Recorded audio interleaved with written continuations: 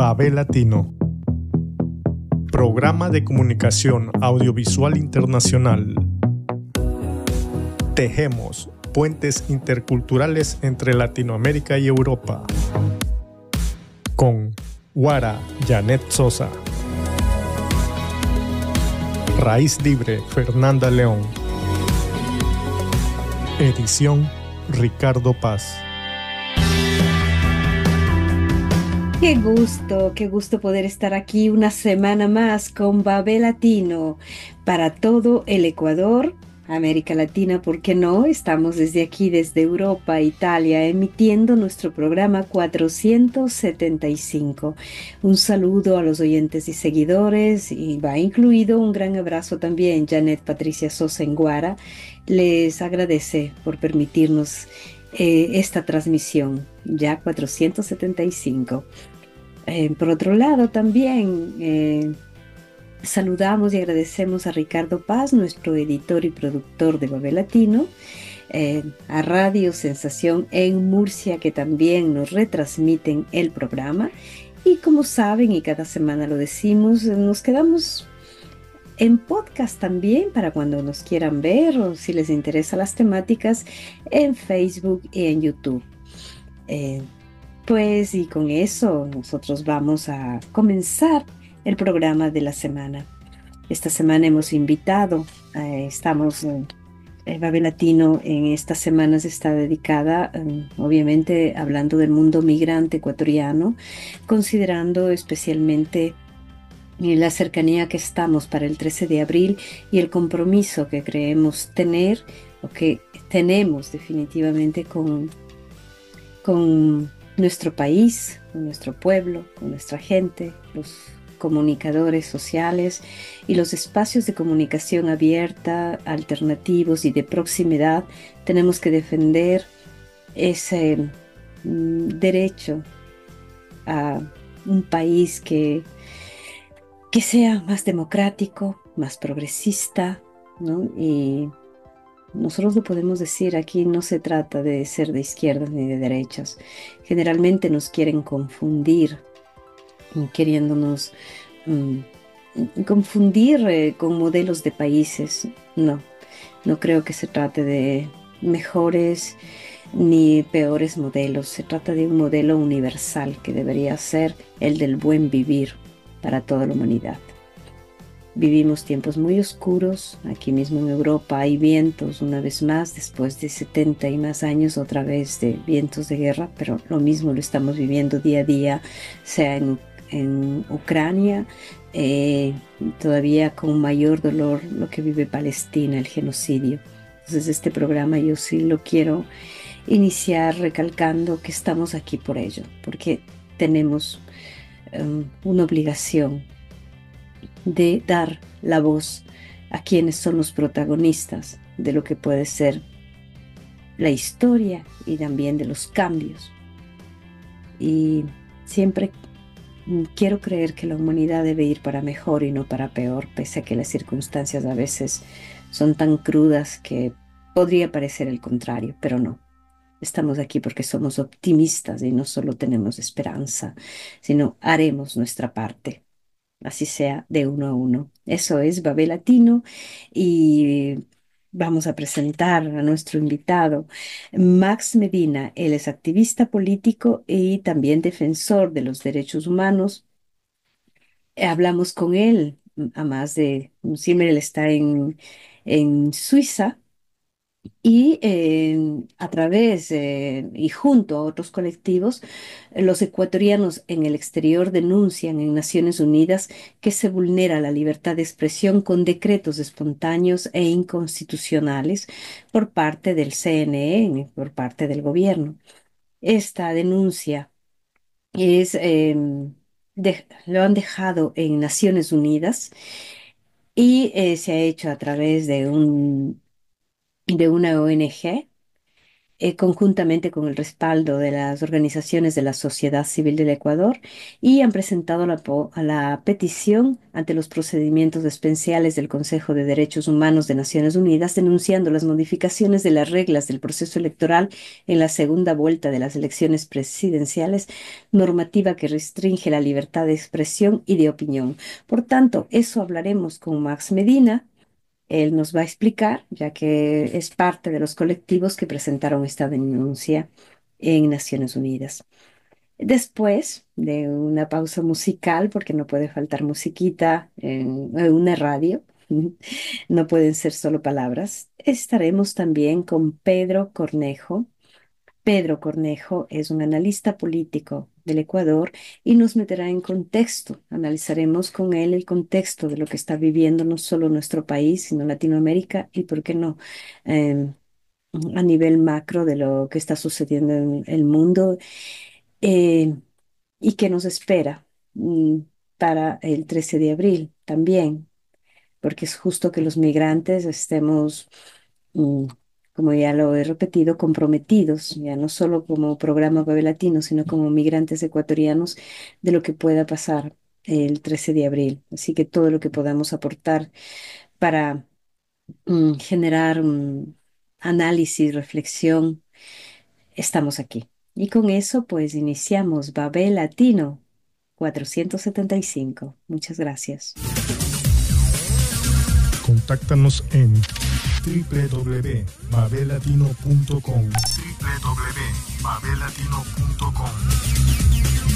Bueno, y seguimos aquí en Babel Latino, edición 475. Y como habíamos anunciado, tenemos ahora a nuestro segundo invitado, siempre ocupándonos del tema ecuatoriano por estas semanas, porque es allá donde se están realizando y decidiendo cosas, digamos, históricas para nuestro país. Entonces, vamos a darle toda la visibilidad que requiere. Saludos una vez más a los seguidores de Radio Pichincha, también en Radio Sensación en Murcia y las redes de Facebook y YouTube, Babel Latino. Y aquí estamos con Pedro Cornejo Calderón. Gracias, Pedro, por darnos la oportunidad de este diálogo. No nos conocemos personalmente, pero siempre hay una buena oportunidad como esta, para utilizar de la mejor manera lo que es la tecnología. Y bueno, yo te he leído, te he seguido en redes y me parecía muy importante la oportunidad de poder dialogar con Babel Latino en esta cruce que hacemos de Latinoamérica, Europa, los migrantes de quienes vivimos aquí, no solo ecuatorianos, pero te decía, estas semanas le quiero dedicar absolutamente a, a nuestra realidad, a quienes venimos desde allá de la mitad del mundo y estamos aquí tan lejos. Pedro, antes, a quienes no te conocemos o te conocemos un poco menos, que no sea a través de lo que hemos leído, pues cuéntanos cuál es tu experiencia. En fin, sé que has estado de viaje, Cuenca, Quito. Cuéntanos un poquito de ti. Sí, siempre me gusta Eh, iniciar así, como te decía, contando historias de cada uno de nosotros, por más cortitas que sean. Muchas gracias, Janet. Agradezco a todos quienes te escuchan y te ven a través de Vive Latino, Radio Pichincha y Sensación de Murcia, si no Sí, estoy mal, ¿verdad? sensación, sí. Entonces, sí, y tengo que decirte, yo soy una persona nacida en Cuenca y que tuve una larga residencia en la ciudad de Quito por asuntos de trabajo. Yo soy abogado, graduado de la Universidad Pública de Cuenca. Eh, yo hice mi actividad de profesional básicamente en el municipio de Cuenca y en la empresa pública de agua potable de Cuenca Etapa. También trabajé en mi ciudad como jefe de inspectores, como mediador laboral. Estuve trabajando como ayudante en la función judicial, en los juzgados laboral y penal y luego yo ocupé la jefatura política del cantón y también fui gobernador encargado.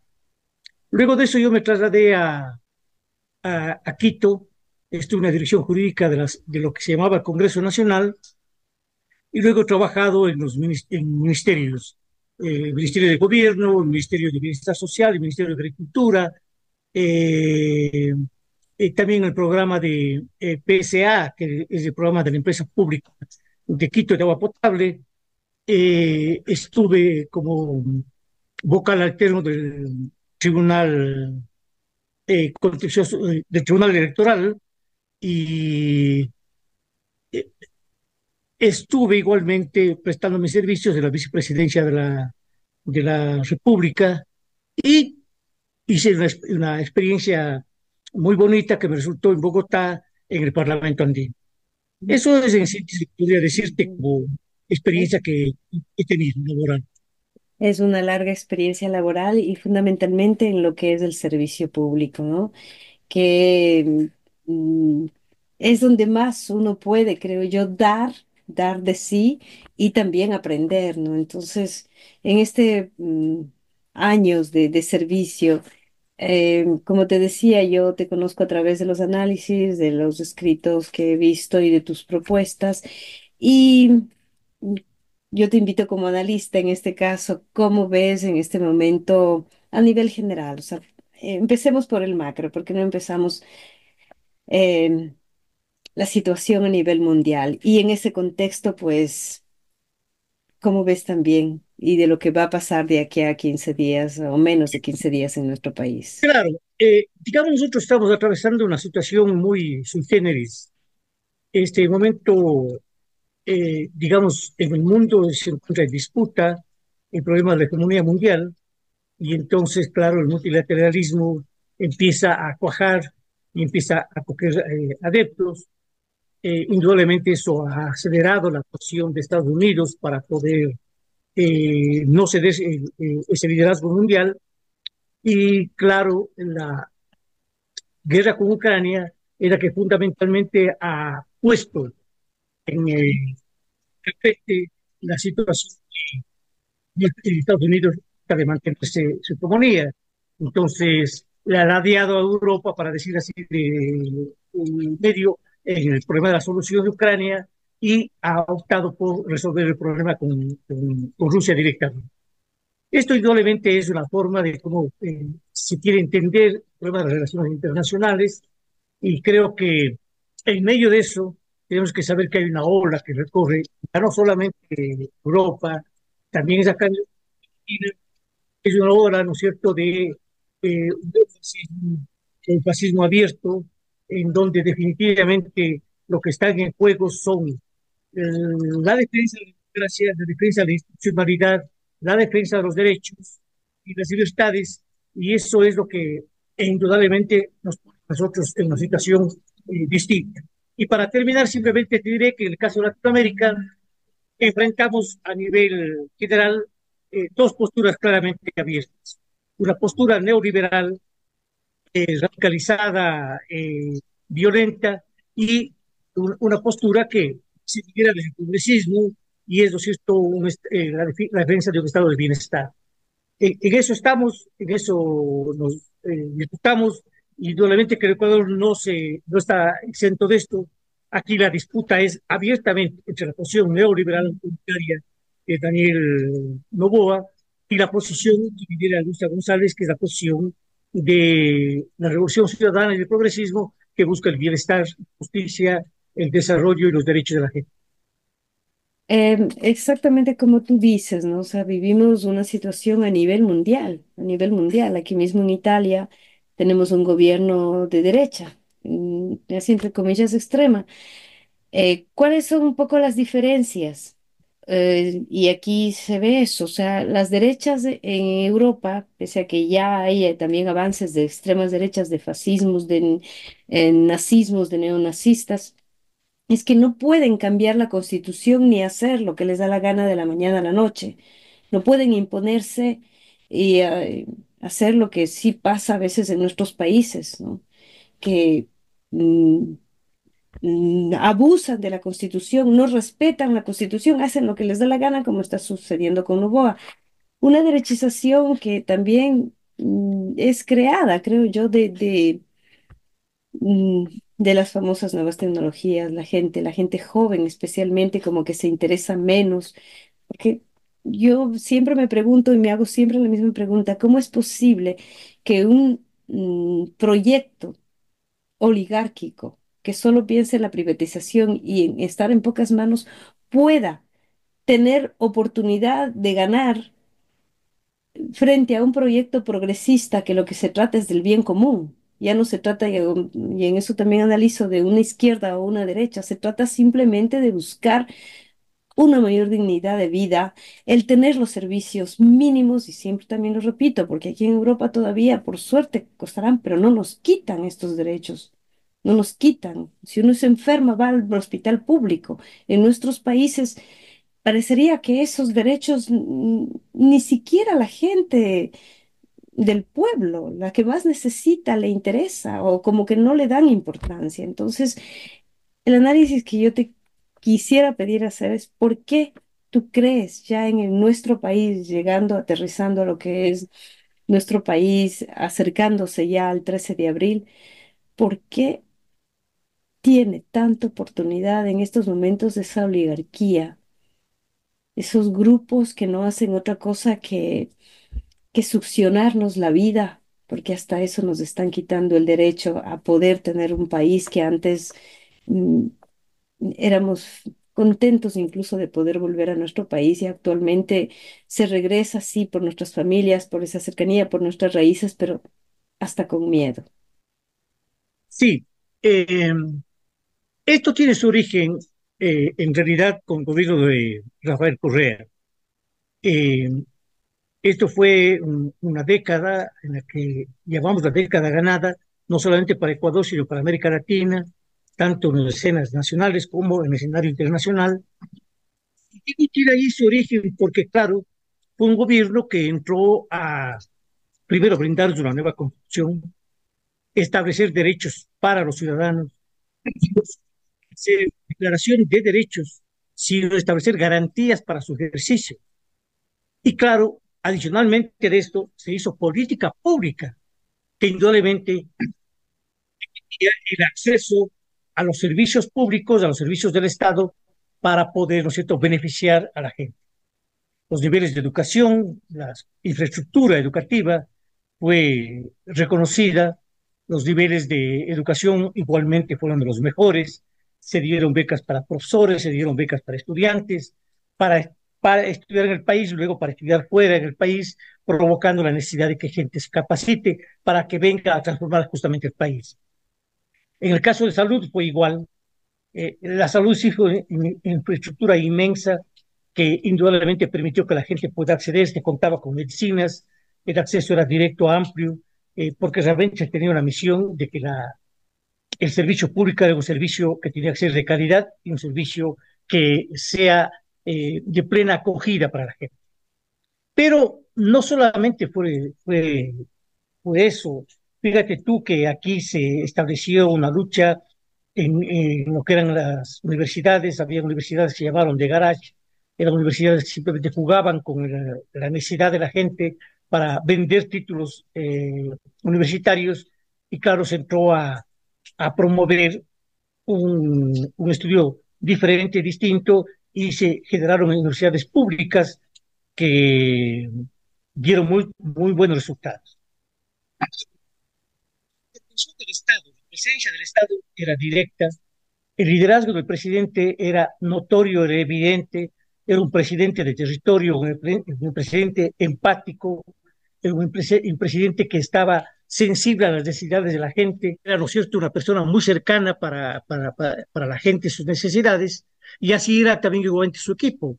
Era un equipo que se comunicaba entre sí, era un equipo que dialogaba, era un equipo que hacía territorio y que trabajaba con la gente. Estas cosas indudablemente la derecha y la oligarquía no le perdonan. Eso ellos establecieron y fueron una campaña, la última, en la que definitivamente se señalaba de que lo primero que ellos buscaban era tumbarle a la Constitución, hacer que el Estado no sea presente, hacer que la intervención de la empresa pública sea la que dirija prácticamente todos los servicios públicos y maneje todos los recursos públicos. Y claro, se volvió a esa época en donde los presidentes, los ministros estaban muy distantes, muy alejados de la gente, no conocían sus destinos. Y claro, se empezó una gran política de destruir el servicio público. Se dejó muchas obras inconclusas, no se invirtió, se dejó las carreteras que eran una maravilla, se dejó que se destruyan, lo mismo en el caso de las escuelas del milenio, el asunto de los hospitales, en fin, eso fue lo que en estricto se actuó. Y la otra forma de intervenir fue la que se utilizó a través del OFE con la persecución a los dirigentes de la revolución y una presión política que indudablemente tenía por objeto la muerte política de la gente y la proscripción del movimiento. Y claro, para esto necesitaban dos herramientas. La herramienta fundamental, que fue el contar con una fiscal, que era la que incentivaba y generaba la política de persecución, y luego, indudablemente, tener una prensa que era la que amplificaba y daba a conocer eh, las acciones del Ejecutivo en contra de el proceso revolucionario de Rafael Correa y para alimentar toda la línea de odio y ruptura del tejido social. Esto lo han venido haciendo durante 8 años e indudablemente esto ha causado un efecto enorme en la gente. La división que tenemos ahora es brutal, se genera a tal nivel de que es casi imposible mantener reuniones políticas en las familias. La situación es tan polarizada de que definitivamente no es posible llevar a niveles de un diálogo normal y racional. Han llevado que la violencia básicamente es el mejor mecanismo, y luego ahora, desde el gobierno de Lenín Moreno, pasando por el de Lazo y actualmente de Noboa, han utilizado el miedo, la violencia como mecanismo de control social. Y así lo ha venido manteniendo a la sociedad de miedo, con una política de estas de guerra, de tal manera que cualquier solución que ellos planteen le ven como una solución válida. Esto ha sido lo que ha pasado. Y así hay como entenderle de cómo nuestra población ha sido adoctrinada, ha sido alienada con una posición que definitivamente tiene por objeto destruir a cualquier viso del progresismo, y así cueste lo que cueste, destruir toda la obra que dejó la Revolución Ciudadana. Sí, es muy doloroso, pero eso es lo que estamos viviendo ya, las consecuencias de esta destrucción a todo, no solo el tejido social, a todo lo bueno que se pudo haber hecho en esos 10 años, con sus errores, sin lugar a dudas, porque es parte del gobernar, pero sí, de una destrucción absoluta. Sin embargo, yo quiero creer, y no porque sea de esas que me ilusiono, románticas nada más, ni tampoco porque tenga la esperanza, porque yo siempre digo, la esperanza da como una idea de esperar, y no se trata de esperar, se trata de provocar también que esos cambios se den. El 13 de abril, pienso que en este nuevo desafío, ¿m? Hay una oportunidad que no se dieron las dos veces anteriores que ganó Lazo, que Noboa está en el poder ahora mismo, que Lenín Moreno hizo lo que hizo. ¿Para qué hablar de eso si fue ahí que empezó la debacle? Es, hay una unidad del progresismo, porque ese es otro de los grandes problemas que hemos tenido históricamente. Las izquierdas, como dicen, la derecha se pone siempre de acuerdo porque tiene intereses económicos. Las izquierdas, cada uno parece que de uno somos capaces de dividirnos en dos, porque uno mismo se pone en conflicto, exagerando. Es posible esta vez mirar todos en un solo horizonte y en un solo objetivo, que es salvar realmente nuestro país, porque eso es lo que se necesita ahora, un A ver, te digo salvavidas, que, porque estamos realmente ahogándose en una situación de vida, sí, de vida, pero de una vida que no, que no tiene dignidad, porque cuando uno tiene que salir a la calle con el miedo de que algo te pase por adelante, por atrás o por al lado, o a cualquier hora, o cuidado con esto y cuidado con lo otro, podrás estar bien e incluso económicamente, pero es una vida que no te da ninguna seguridad ni tranquilidad. Entonces, ¿cómo ves sí, pero eso? yo creo que hay que tener una visión, digamos, de un doble lado.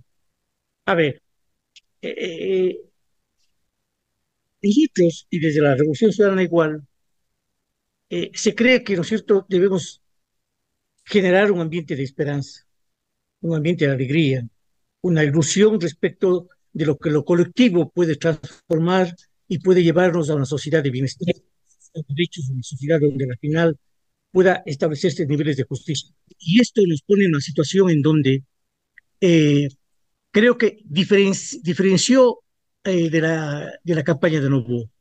Mientras él llevaba una línea de total confrontación, una línea de oposición, una línea de destrucción de la sociedad y del miedo, y utilizando los aparatos del Estado y la prensa, en cambio nosotros generamos una posición alegre, una posición de encontrar de que era la vida lo que tenemos que defenderla, a la que tenemos que buscar, a la que tenemos que aspirar y lo que tenemos que defender.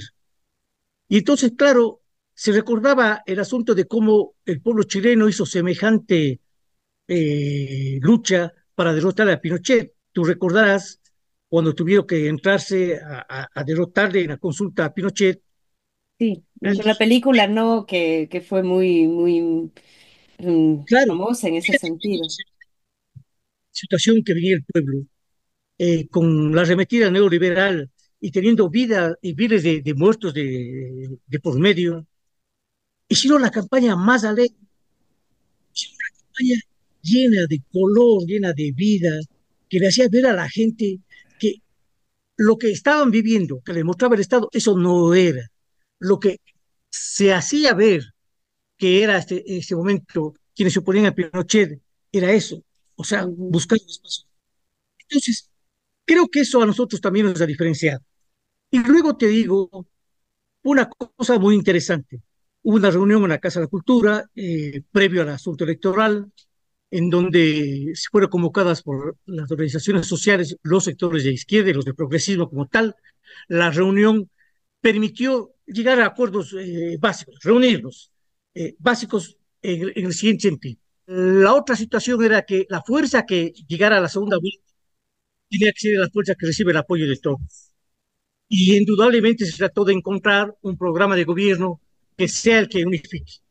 No desde las diferencias, sino desde lo que es posible, desde lo que podemos acordar, de lo que definitivamente nos une. Y eso se logró. Y la primera vuelta fue efectivamente así. Fuimos divididos, indudablemente fuimos divididos, pero no hubo la agresión, hubo un respeto para del conjunto de las fuerzas y eso ha permitido que en esta segunda vuelta electoral la adhesión frente a la candidatura de Luisa sea unánime, sea una posición firme de todos los sectores e indudablemente que el programa que se trabajó sea el programa base para poder tener líneas de acuerdo y entendimiento para cuando se sea gobierno.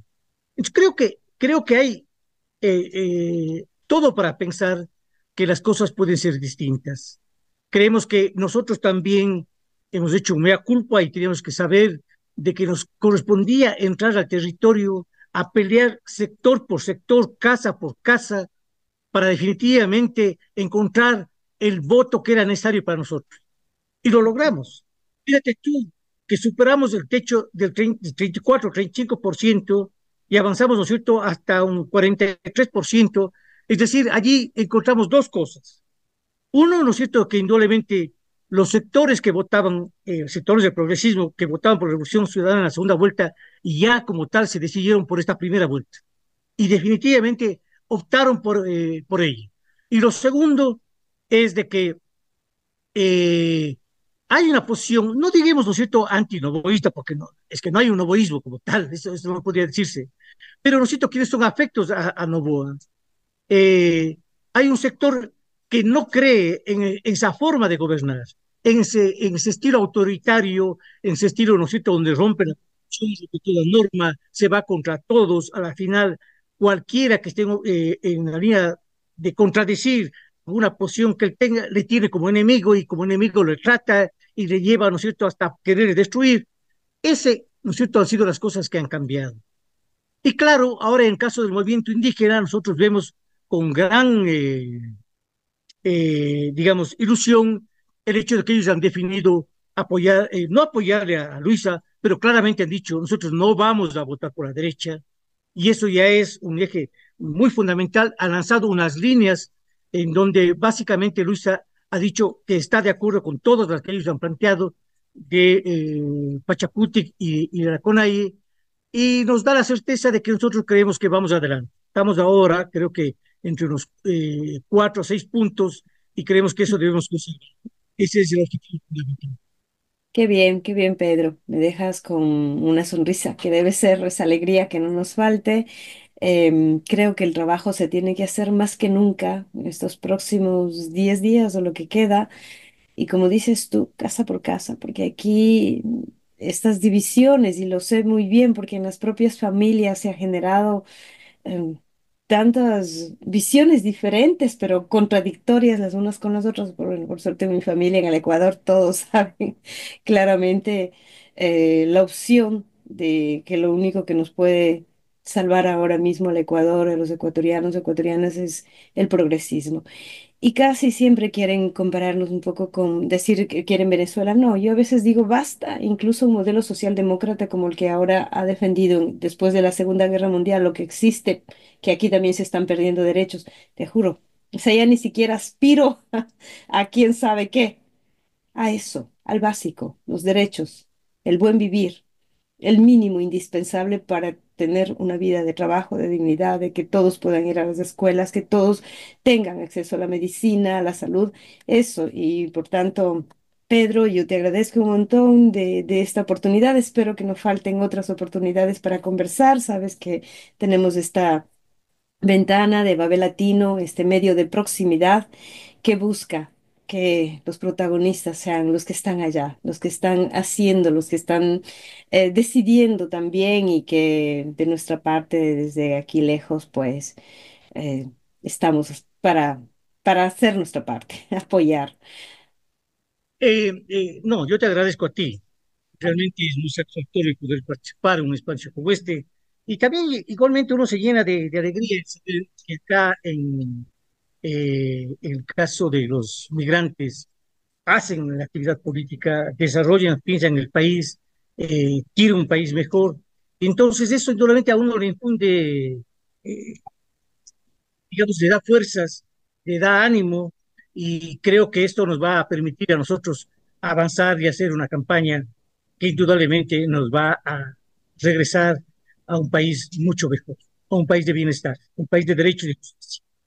Así es, no será fácil después de la destrucción, pero pienso que el Ecuador en eso, y los ecuatorianos y ecuatorianas, eh, pues ahí estaremos a poner el hombro y lo que haga falta para lograrlo, que el país tenga una mejor vida y un revivir, como decimos Ecuador. Así que hasta la próxima, Pedro. Muchas Gracias, gracias. un gusto. Pasa bien.